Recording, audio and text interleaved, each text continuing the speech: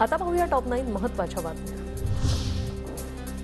महानंदाचे chairman Rajesh पराडजणेंसह संचालक मंडळाचा राजीनामा महानंदा एनडीडीबीकडे हस्तांतरित करण्याचा आता मार्ग मोकळा।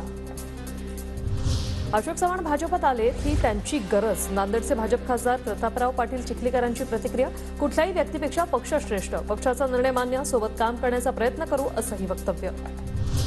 पंतप्रधान नरेंद्र मोदी 27 फेब्रुवारीला यवतमाळ दौऱ्यावर। बचत गटाच्या 2 लाख महिलांच्या मेळाव्याला मोदींची उपस्थिती राहणार। आढावा बैठकीनंतर जिल्हाधिकाऱ्यांची माहिती।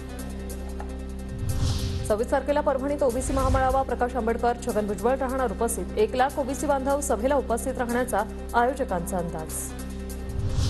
उद्या आणि परवा राज ठाकरे कल्याण आणि भिवंडी लोकसभा मतदारसंघाच्या दौऱ्यावर। पदाधिकाऱ्यांची नवनियुक्ती आणि कामकाजाबाबत चर्चा करणार। परिसरात मनसैनिकांकडून बॅनरबाजी।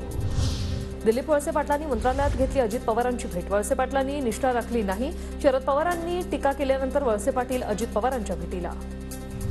अजितदादांचे धाकटे पुत्र जय पवार आजपासून बारामतीत। आगामी निवडणुकीच्या पार्श्वभूमीवर बारामती शहर आणि तालुक्यात जय पवारांचा दौरा।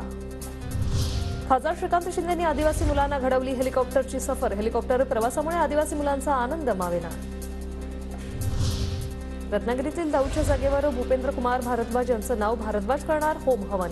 भारद्वाज यांनी खेडच्या मुमकेतील दौची जमीन लिलावात घेतली होती विकत।